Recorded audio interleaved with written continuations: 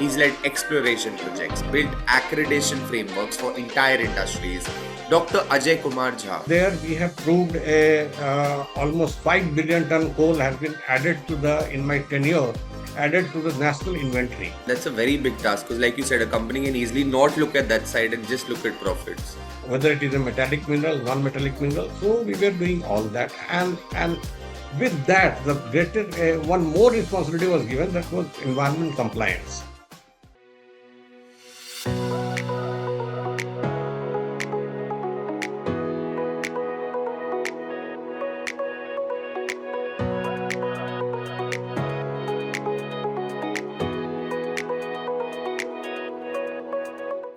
Hello, everyone, and welcome back to FaceTime with Leaders, powered by Directors Institute World Council of Directors. I'm Tanayol, and today we're stepping into a space that quite literally builds the foundation of economies: mining, exploration, and environmental governance.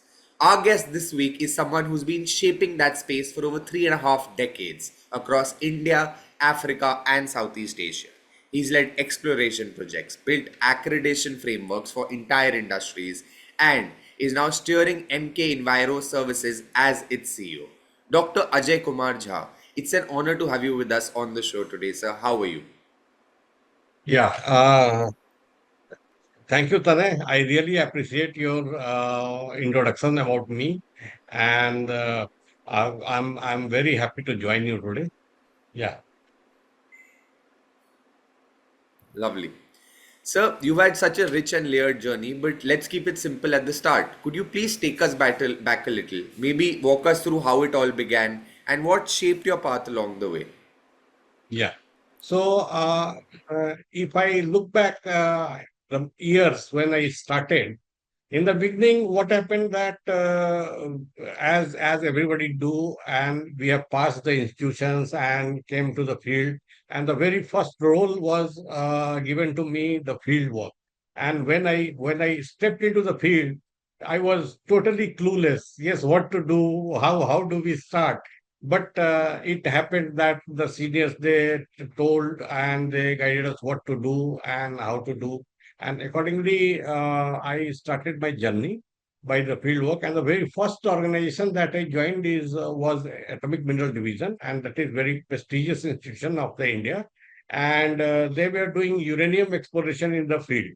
So we were doing the initial work for that has started like that. And we were doing a lot of samplings, water sampling, rock sampling, and all that. It is getting analyzed, and the uranium anomalies were analyzed, whether we are having or not. Right from there, then I moved to Coal India Limited, and that was a different realm. And there it was, I had to do work for the exploration of coal. No doubt that is the hub of energy, and we were creating the energy security of the nature. So that has been told, and for that we have started. I started my career with the Coal India Limited after that, and did coal exploration. And the exploration involves everything, all from field to all the drilling activities, data collection, sampling, then mapping work. So then creating different kind of map and all that. So that was the journey, and there we have proved almost 5 billion ton coal has been added to the in my tenure, added to the national inventory, which is now being as a captive mining block. It has been given to the private owners, and it is going to start the. We are heading towards the security, energy security by those efforts. So that was my initial journey, and then latter part of my journey, I have traveled to different countries and joined different organizations and did lot of survey, lot of work as per the requirement of the company. They were looking for everything: gold, phosphate, everything. So whether it is a metallic mineral, non-metallic mineral, so we were doing all that, and with that, the greater one more responsibility was given, that was environment compliance, and that environment compliance is associated with all those. to make it a sustainable journey. So that was the main aspect of the journey. So this is what I can tell about the last 35 years, what I spent in that area. Yeah, and I think that would have been quite some journey from the start out to now where technology has reached. You've seen it all. Yeah, Sir, you're now leading NK Enviro Services as CEO, steering everything from mineral exploration to environmental compliance. yeah, When you mm, look back at the past year, what's been one yeah, project or achievement that really made you feel, yes, this is why I do what I do? Like, maybe a moment where a strategy clicked or, sustainability met a company's goals and something truly clicked. Any such yeah. example? So, very good question, Tanay. And here I would like to mention that when I joined this organization as a heading this organization as a CEO, Enviro is working in all the fields together. So they were having exploration stream also, they were having environment stream also, and they were having different kind of statutory clearances were given. We were working for all that, and we are supporting the industry in all kind of activities so that they can perform well in the country.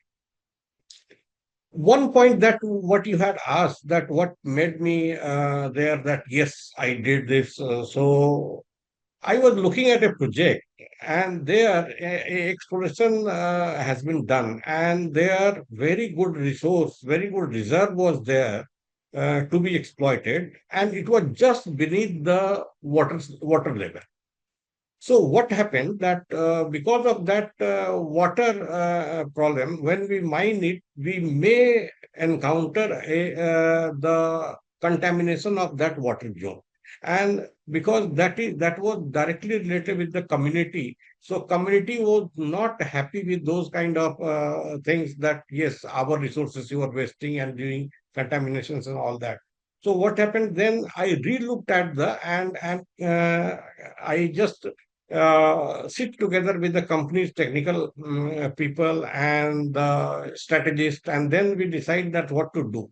So then we utilize the model, and there we have carved out those mineralized area with a impervious zone where water cannot go, and then make it a different shaft to use that. And that was the thing where when we showed it to the public that yes, this is what we are doing, and we are not going to dilute your resources or contaminate your resources, and they become very happy, they happily agreed with the project. So that was the achievement, because you see that the numbers and everything, for company what matters? Matters the economics and the NPV and all that. But not only that, NPV is there, but if we are not satisfying the society, then that becomes a pain point for that, and even for the company, even for the communal unrest. So that is the balance I have to make between the Yeah. people. And that's a very big task because, like you said, a company can easily not look at that side and just look at profits. Yeah. But looking at the wholesome growth is something that is credible. Mm. Yes. Yes. So, you played a major role at NABET under QCI, where you designed India's first ever accreditation framework for mining and environmental consultants. Mm. Can you take us behind the scenes a bit, sir? Like, what was that journey like, convincing ministries and industries to get on board with something that had never been done before? Yeah, I would really tell you, Tanay, that the area, the time period when I entered Quality Council of India and I had been given this responsibility, I was very much. I mean, it was a thrilling and very challenging moment for me, because what happened that I had done all along regarding the compliances part and doing the exploration and all that. Here. Uh, Developing accreditation framework for the consultants who are working in the country, all of private consultants. I am even the government consultants also, later on they become part of it. But there the three thing was very important. The three people, was to be brought on the panel on the same page. That is, one is regulatory authority, that is the government and regulators. Second is the consultants who are working and what is their benefit in that. And third part, the societal impacts. So balancing all the three things, the accreditation system has been developed and made so that what now I say that the regulators for them they were having okay this sort of discrepancy is there, that is there, how to check it. So those check and balances were there. So with that accreditation system, the people were mandated who were to work in the particular area. Suppose air pollution area, so air pollution expert is mandated to do that, and no generalized people can work in that framework. So that was the generalistic approach has been removed because of this accreditation. And secondly, once it is done, then regulators become satisfied, okay, now what we are doing is correct. And they were not just they just give a site and okay, it's all right. The most important part happened that for consultant, suppose there was expense incurred with the accreditation, though it was a small expense, but still they were thinking that yes, why do I do that? I'm doing like this only. So the accreditation framework given them a stamp that you are the accreditation and you are the approved expert in the country, and because of that approval your reports and everything will be viewed in a different way. And there comes the quality in the picture, that your report will be a quality report which cannot be challenged by anyone. So that was the aspect, was the main core of the developing the accreditation system. And in that accreditation mechanism, what happened that government wants, see, earlier what happened that there was 5, 7, 10, you can say government organizations who were doing these exploration. Now, government, I talked with the ministry approached us and asked us that, okay, we can do like this, that even private consultants, we want to open this area for commercial mining, for captive mining by the private people. So we will require more and more consultants in these areas. So can we do this? Then we have started thinking, and we were given the proposal, including all the stakeholders, regulators, stakeholders, consultants, and the community. And then we have created the framework, and that has been accepted by ministry, and now it is part of the country's law. Yeah. So that was the achievement Yeah. from these accreditation frameworks. And so very important to get there Yeah. because of the larger development of the society. Yes. Sir, not many CEOs can say that they're both scientists and strategists. You've Mm. written research papers on air quality and still manage corporate growth. How do you balance that scientific mindset with business leadership? And do you think your background in research gives you an edge when you're making those strategic calls? Mm. Yeah, very astute question. Yes, Tanay. And that is a, you see, uh, strategy and science. When we look at, because I'm a scientist and I'm working as a scientist also, and then at latter part of the stage, we become strategists. And what happens? That these two, science and strategy, are not separable, inseparable entity.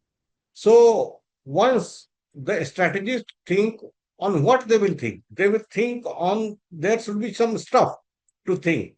So this science brings stuff before them. Any company working, there are scientific things to be done, and after that it goes okay. Financial comes, strategists come, then other stakeholders come.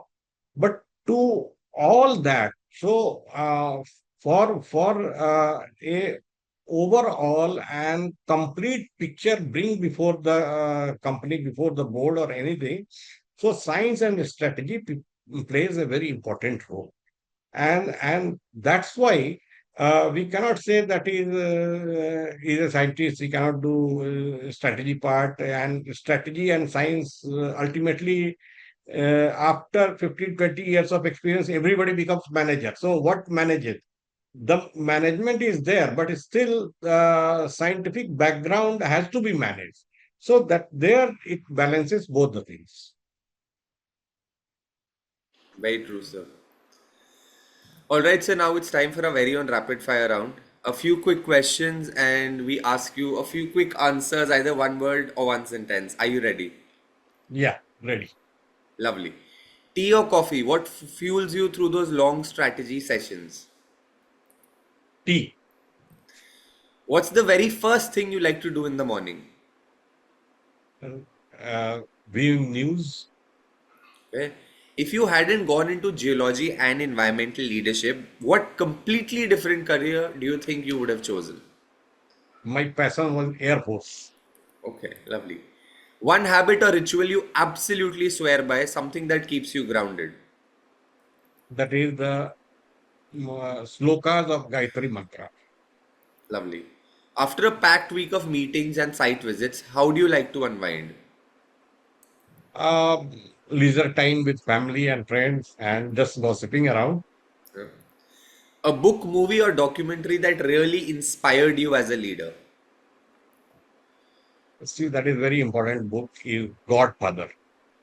Lovely. One life lesson or piece of advice that stayed with you through the years. That always look with the time. Yeah. Be innovative. Yeah. If you could sit down for dinner with any three people, living or from history, who would they be? Yeah, I love to sit with my father, my wife, and family friend, very close family friend. So we all sit together. That is what my choice is. Lovely. One destination, work or leisure that completely took your breath away. Though I work there, but that is a lovely destination, Indonesia. And lastly, if you had to describe yourself in three words, sir, what would they be? Myself, very inquisitive, innovative, and like to move with time. Lovely, sir.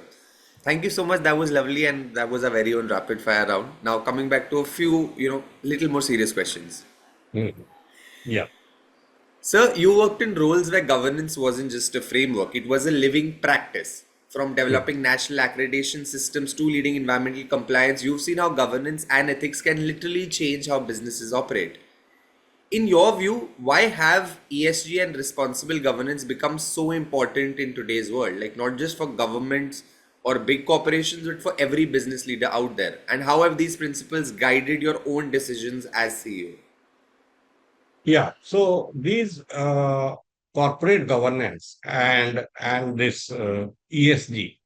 Now we can say that this is the new operating system what we are looking at, because what happens that we are since beginning we looked at the decisions and everything that was a organization centric, but now it had to be in the taking larger aspects and larger people. So all stakeholders. So now it is a value driven. Now I can say this.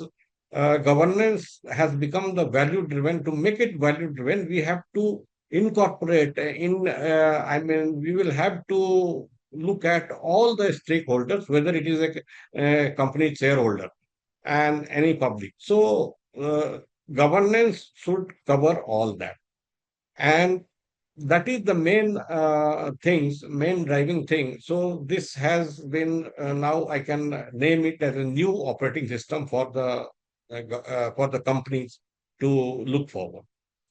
Secondly, that ESG, if you talk in that terms, that environment, social governance. So that governance is, you can govern it, but without social and environmental compliances, that there is something you are lacking. So to make the things sustainable, sustainability when it comes, then suppose you are taking care of environment, you are taking care of the society, and then you are keeping your governance in such a way that you are able to look at your financials in a proper way, and also the retaining capacity, how you are retaining the people with you is a very important challenge now today. And all those has to be seen through this ESG frame. What is being, I mean, that is being a common word and coming as a principle in the governing of in the any company. Yeah. So that is the thing what I would like to say. Yeah, very true, sir. So you recently became a part of Directors Institute, which focuses on global corporate governance and ESG leadership. We'd love to know what drew you to it and how has your experience been so far. Yeah, so uh, I would like to first tell you that joining the Director Institute is a extended journey of what I had done so far. I had done a part up to, I just want to connect it, that the initial days was total technical and some environmental part. But when I come to accreditation and all that, so that becomes a total compliance part or where we are heading towards. And without any mistake, there all the mistakes should be captured.